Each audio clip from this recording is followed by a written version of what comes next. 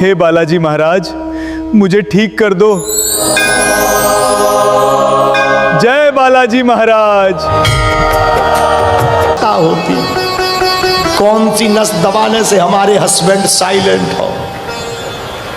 इसलिए तुम जरा देखना, बाहर आदमी चाहे जितनी लंबी लंबी फेंके, घरवाली के सामने नहीं फेंकता। और बाहर के लोग चाहे जितना सम्मान कर दे, घरवाली नहीं करती है। उन्हें पता होता है कि जो बाहर ये धर्मात्मा बने, घर में कितने। हाँ, घरवाली के सामने किसी की नहीं चलती है, और चलनी भी नहीं चाहिए घरवाली के सामने। वो भी तो शक्ति है, और शक्ति के सामने चलती किसकी है। एक आदमी हमें हैदराबाद में मिला, बोले गुरुजी पत्नी को कंट्रोल करने का उपाय बताओ। हमका बेटा वो तो शंकर जी नहीं कर पाए, अब तुम्हें कहाँ से बताएं। बोला फिर भी आप तो गुरु हो, बड़े चमत्कारी हो, दरबार लगाते हो, कुछ बताओ। हमने कहा एक कथा बता देते हैं। बोले बताओ। हमने कहा एक आदमी था, पत्नी को लेने गया, पुराना जमाना था, बैलगाड़ी पर आ रहा था, बैलगाड़ी चलने लगी। जैसे ही बैलगाड़ी चलने लगी तो पत्नी बोली रथ पर जाऊंगी। रथ लेकर के आया तो घोड़ी लेकर आया, घोड़ी को रथ में लगाया, घोड़ी चलने लगी, पर घोड़ी धोखे से शादी वाली आ गई, जो शादियों में जाती थी। उस शादियों वाली घोड़ी की एक आदत थी, थोड़ा चले और फिर रुके, क्योंकि शादी में थोड़ा चलते थे, रुकते थे, फिर नागिन डांस होता था, और फिर चले और फिर रुके। तो वो बड़ा परेशान, पत्नी भी बड़ी परेशान, कौन सा घोड़ा घोड़ी ले आए हो। इसने बंदूक उठाई, घोड़ी चली नहीं, बंदूक उठा करके बोला घोड़ी थोड़ी चली, आगे जाके फिर रुक गई। उसने बंदूक ली, दो, घोड़ी फिर थोड़ा चली, लेकिन आगे जाके फिर रुक गई। तीसरी बार गोली मार दिया, घोड़ी मर गई। अब पत्नी पूछने लगी क्यों जी, क्यों मारा। बोला एक,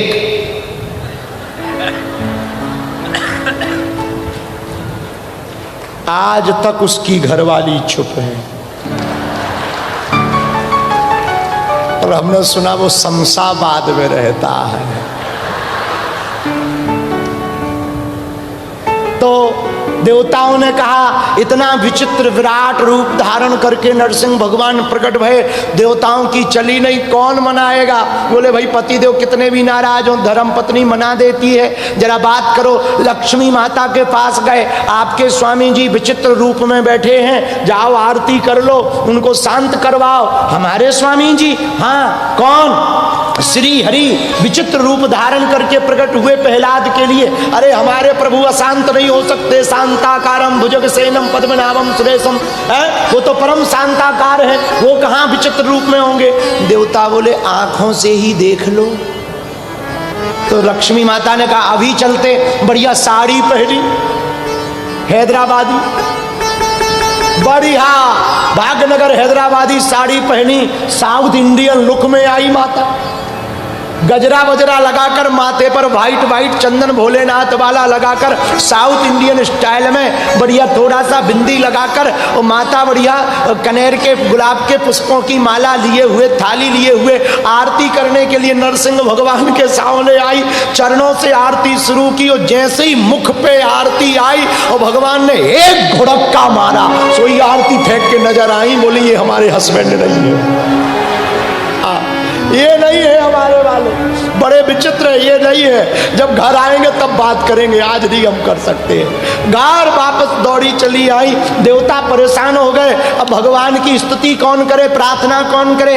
तब तक देवताओं की नजर भक्त प्रहलाद पर पड़ी। अरे भैया तेरे कारण भगवान प्रकट भय, तू प्रार्थना कर। प्रहलाद जी बोले जो आज्ञा। हाथ जोड़कर सामने खड़े हो गए प्रहलाद जी। प्रभु हम तो कुछ जानते ही नहीं है, अज्ञानी है, भगवान के पास समझदार बन के जाओगे तो भगवान नहीं मिलेंगे, भगवान के पास भक्त बनकर जाओगे तो भगवान प्रसन्न हो जाएंगे। इसलिए भगवान को बुद्धि से मत देखो, भगवान को भाव से देखो, क्योंकि भाव का भूखा हूं मैं और भाव ही एक सार है। भाव से जो मुझको भजे सो भाव से बेड़ा पार है। भाव बिन कुछ भी दे तुम्हें कभी लेता नहीं, भाव पूरत तेरी ही करती मुझे लाचार है। बांध लेते भक्त मुझको भाव की जंजीर में, इसलिए इस भूमि पर होता प्रभु का अवतार है। भगवान भाव के भूखे, ऐसे भगवान के चरणों के आश्रित जो रहेगा वो भक्ति कहलाएगी। क्या कहलाएगी? बोलो बोलो बोलो। अपने भरोसे पर जो जिएगा वो भूल कहलाती है, और भगवान के भरोसे पर जो जिएगा वो भक्ति कहलाती है। इसलिए लोगों ने पूछा भक्ति क्या? ये भक्ति है तत् सुख सुखित्वम, जिसमें प्रभु आपकी प्रसन्नता हो। जहीं विधि हो ये नाथ हित मोरा, करो सुभेग दास में तोरा। रामायण कहती है प्रभु जैसे हमारा हित हो वैसे आप करो, हम तो आपके चरणों के दास हैं। ऐसा मानकर तुम जियोगे तो भक्त कहलाओगे, और ऐसा मान के जियोगे कि हम कर रहे हैं, ठटरी के बरे तुम कर नहीं रहे, भगवान करवा रहे हैं। कौन करवा रहा? बोलो बोलो बोलो, जरा और जोर से बोलो। भगवान करवा रहा। अंत में एक बात और कहें, हनुमान जी को दृष्टिकोण, चूंकि हनुमंत कथा है तो हनुमान जी को दृष्टिकोण करके रखें। हनुमान जी से सीखें क्या? हनुमान जी से भक्ति सीखें। क्या सीखें? बोलो बोलो बोलो। भक्ति सीखें। भगवान हनुमान जी राम जी के परम भक्त हैं। राम रसायन तुम्हारे पासा सदा रहो,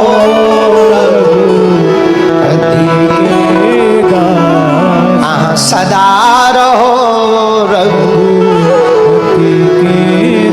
तो पहला भक्ति क्या है? दूसरा उत्तर आज का प्रश्न था। पहला प्रश्न था भक्ति क्या है, और आनंद की अभिव्यक्ति को भक्ति कहते। एक लाइन में यदि उत्तर दें, आनंद की अभिव्यक्ति को भक्ति कहते। क्या कहते? आनंद की अभिव्यक्ति। आनंद मतलब देखो, आपको घर का याद नहीं आ रहा, परिवार का याद नहीं आ रहा, कर्जा लेना देना वो याद नहीं आ रहा, पेट में भूख लगी वो याद नहीं आ रही, अब बस यही मन में और क्या और क्या, अब क्या अब क्या। इसी आनंद की अभिव्यक्ति को भक्ति कहते हैं। क्या कहते हैं? और भक्ति क्यों जरूरी? अमृतमय रसमय मधुमय जीवन जीने के लिए, तनाव मुक्त होने के लिए, आनंद पाने के लिए भगवान की भक्ति जरूरी है।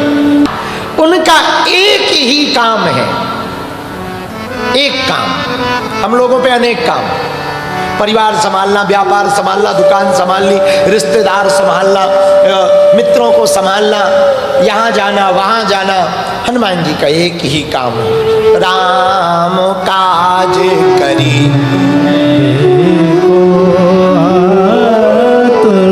आतुर। हनुमान जी का काम केवल राम का काज है। और मेरे पागलों, यदि तुम भी राम का काज करना चाहते तो हमारा एक सूत्र नोट कर लो, तुम्हारा काम भी राम काम हो जाएगा। अपने काम काज को ही राम काज बना डालो। क्या बनाओ? बोलो बोलो बोलो बोलो।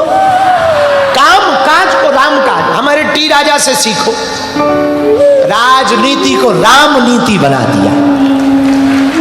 हा?